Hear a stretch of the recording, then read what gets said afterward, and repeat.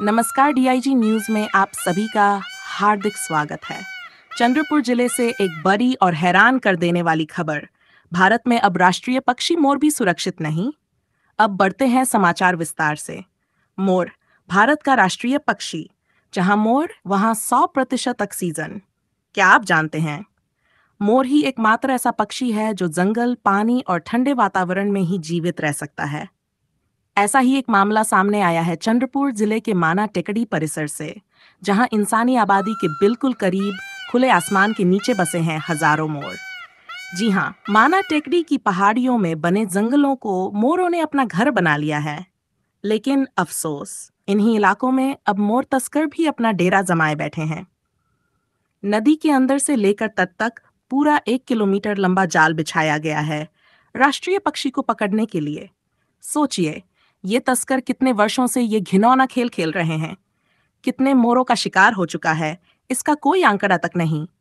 1 साल पहले समाजसेवियों ने इस तस्करी की जानकारी वन विभाग को दी थी, लेकिन अफसोस, फिर भी मोरों को बचाया नहीं जा सका। आज जब जन समाजसेवी अनूप चिवंडे और पक्षी प्रेमी मनोज बंदेवार ने तस्करों की चहल पहल देखी, तुरंत वन विभाग को सूचित किया गया। मैं सवेरे यहाँ पे वार्निंग मार्क करने आया था। मैं आते आते मेरे को कुछ यहाँ पे इस एरिया में एक संशयित आदमी दिखा था। वो संशयित आदमी नदी के किनारे जा रहा था, तो मेरे को लगा कि कुछ गड़बड़ है करके मैंने यहाँ पे अंदर आके देखा तो क्या देखता हूँ कि यहाँ से कम 1.25 किलोमीटर यहाँ पे जाली लगी हुई है और 15 मीटर ऐसी लंबी जाली है। यहाँ पे राष्ट्रीय पक्षी जो मोर है, यहाँ पे बहुत मोरों का वास्तव्य है।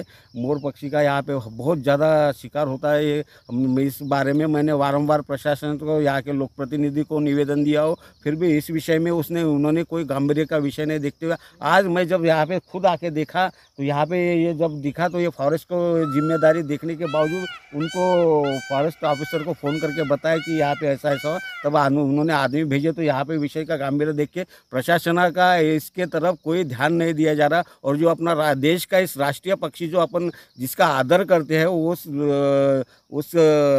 मोर की बड़े पैमाने में यहाँ पे अवैध शिकार बहुत दिनों से, बहुत महीनों से यहाँ पे होते हो रहे।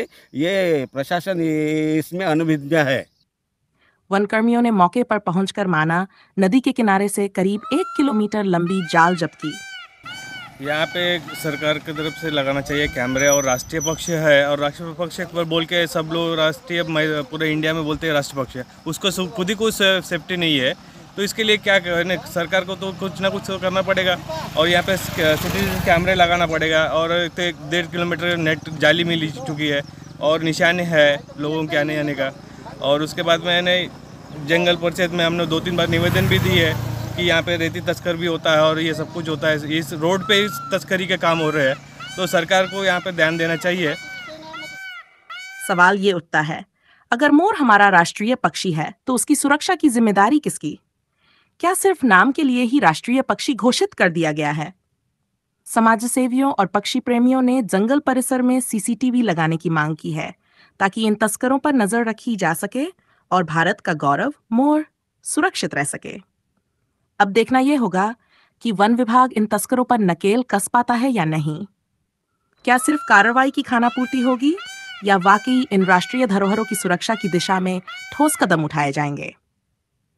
आप देखते रहिए डीआईजी न्यूज, जहां हर खबर रखती है सच्चाई की पुकार। Ganesh Adlur, DIG news desk, Chandrapur.